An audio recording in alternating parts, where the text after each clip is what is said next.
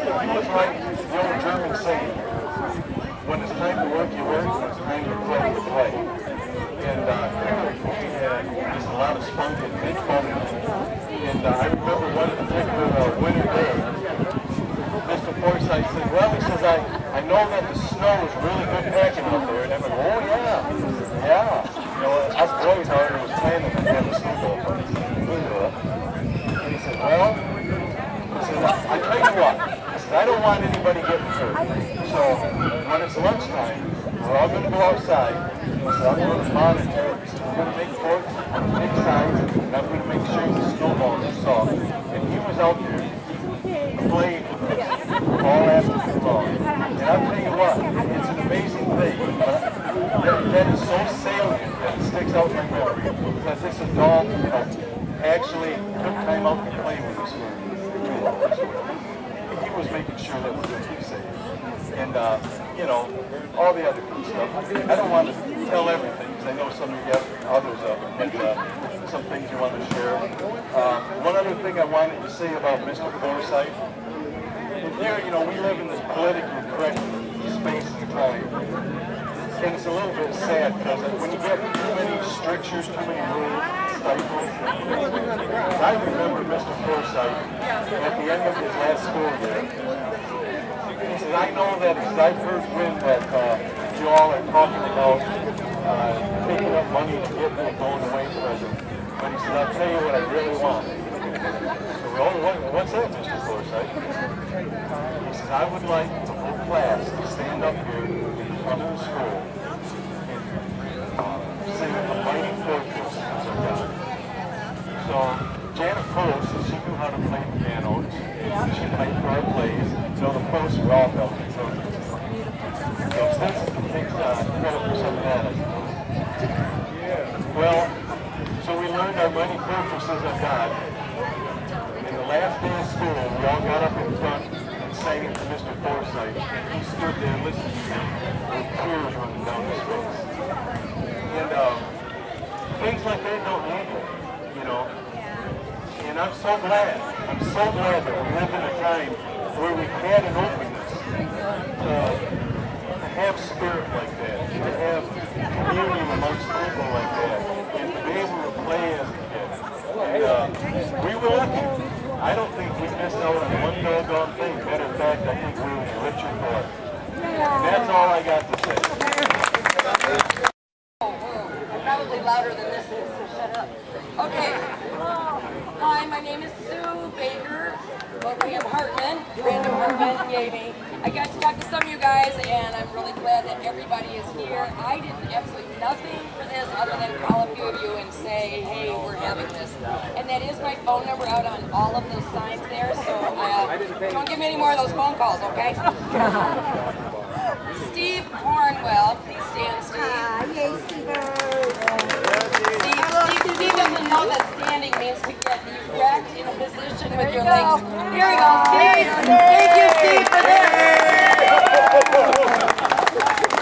Okay, when we were little kids, we moved here in 1963. I was born in Jersey City, New Jersey, and so we moved to Myers Lake.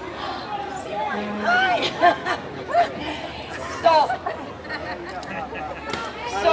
we we really didn't know anything about the country and all, and it was just really, really country. And so my brother Bob, who isn't here, kept telling Steve Cornwell that I was really tough because I was from Jersey. And unbeknownst to me, I had no idea that this conversation was going on. Well, in Steve's mind, I am this big bad 5-year-old,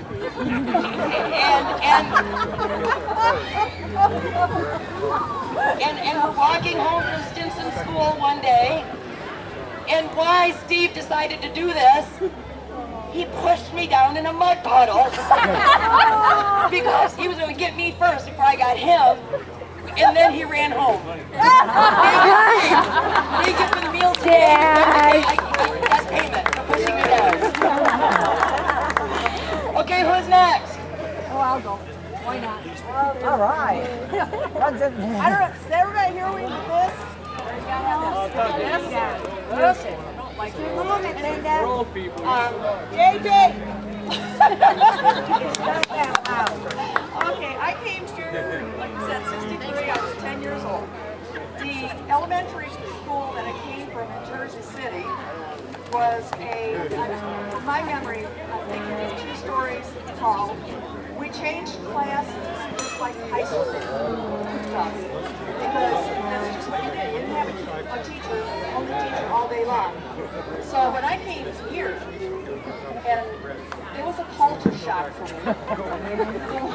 One thing, we had to go, oh, I have so many memories of shorts even too, being too short. Oh, God. Hey, Debbie, did you hear that? Anyways, when we came here, I had to walk down this country road, you know, a whole mile, and I didn't like that at all. Then we had to have school, one teacher all day long, same desk, and it was so boring to me. I couldn't stand it. Let's see. Another memory is that Donnie Walter, this is hard.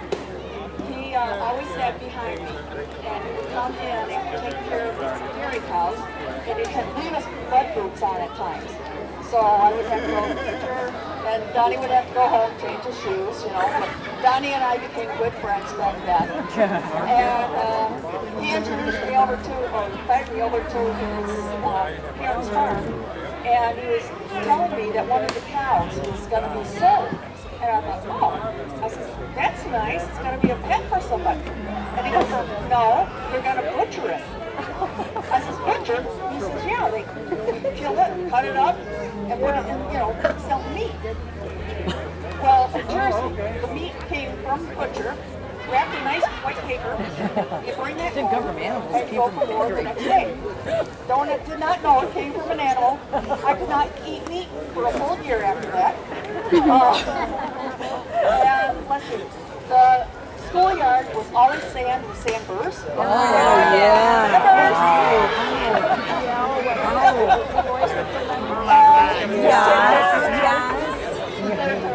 So, you know, and the incident with the shorts, we come from Jersey, okay? Jersey's got different clothes up there, you know?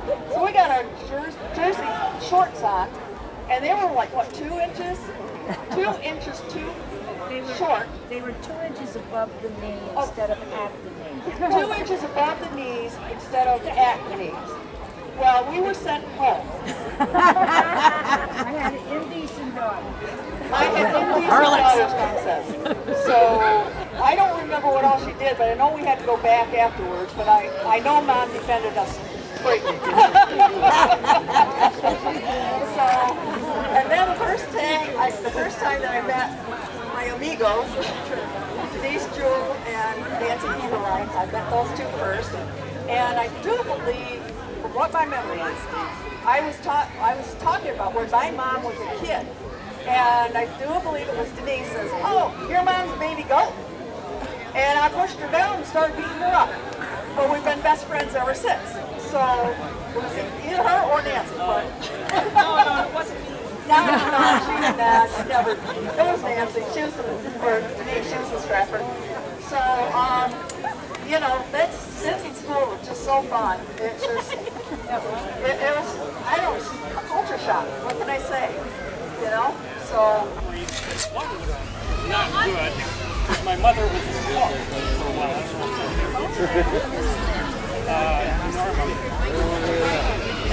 Yeah, you remember my mother? Well,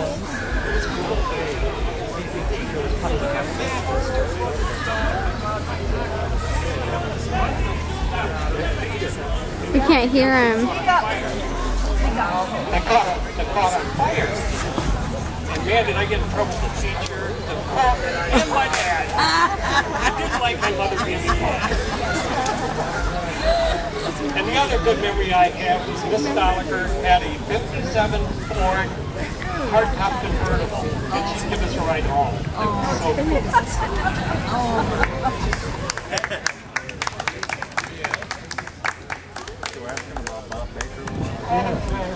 Mrs. Stoliker's hardtop convertible Ford, because my name is Rita, Rita is most of you know me. Delia. Oh, I remember the Delias. But anyway, in the 8th grade, there was 2 girls in the 8th grade. It was Carol Beck and myself. And we took that hardtop convertible and we made enough money, the 2 of us, selling some kind of candy. We used to sell, we sold candy. We made $144. Holy! I had a lot of money. I had a lot of candy. Miss Dollinger and Miss Davis teaches them, and she took us 2 girls, and we went to Niagara Falls. That was our 8th grade trip. And I'll never forget that. And Barb and I were in the same class. Do any of you remember the old,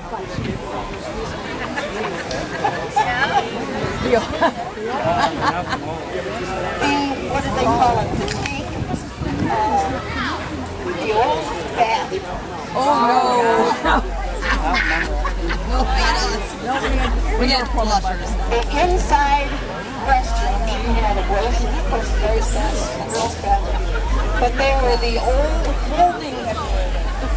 And you got this little kid trying to sit on this toilet that looked like it was bottles. I mean, it was like, if I fall in there, nobody's ever going to find me. And when they do find me, they're not going to want to keep me. So you were very, very careful. And if I remember right, my sister Carol, she's here somewhere, was so afraid of that toilet that I had to take her. They would come and get me, and I had to take her to bathrooms because she would not sit on it. That's over there. I had to hold it. But, Pictures. we're back in middle school, Maridel, and She's waving at her daughter-in-law who just showed up. your host, Alan, I used to babysit for him. And his sister, Nancy. And their parents were our 4-H leaders. And we had more fun. And Maridel used to cut our hair.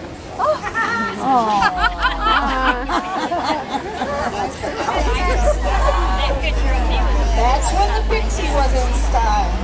She'd give us a permanent, and then pixie or cut our hair. And that's. And I remember when the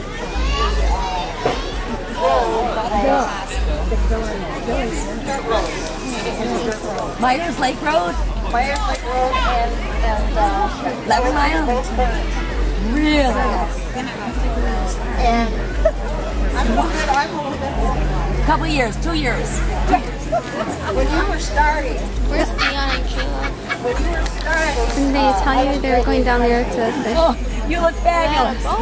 Down there by the lake. We're just standing there. There's no boat. Neither one of them have a boat. I was wondering. but I'm gonna go look. Really? was one of the older kids. And when they carved that, Not that way. the Holly Brianna. now, they used Brianna. put carving and gravel over the top. It was a running.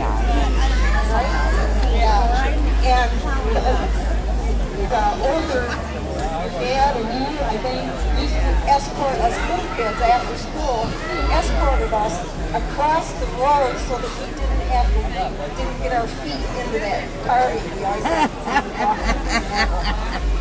so,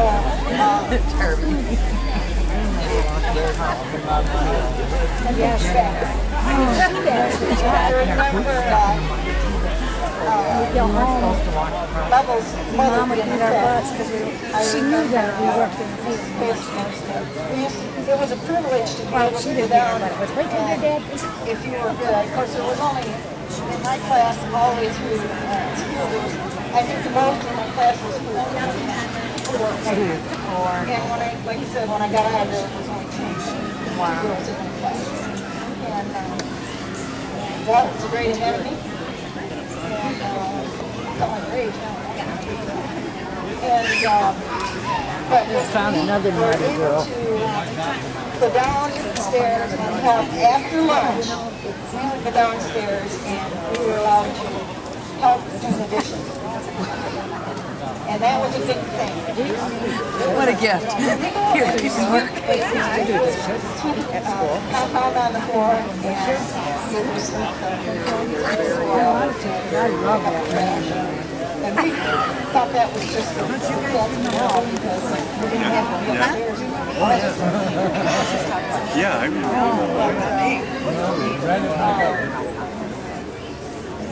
We used to walk to school too. Uphill both ways. A mile and a half. We lived on Shannon. And maybe it's just weird guys like that. surprising. I'm going to tell a story about it. Go out there and pet that horse. Well, he did. He walked out there. But I don't think he got to pet the horse because the horse turned and kicked him right in the and we had to help him get home because he had a black and blue hoof print right on his leg from that. And, but he survived and we all survived and we had a good time at Stinson. And I know there's a lot of some of you the younger ones like the Root girls, Brenda, they used to babysit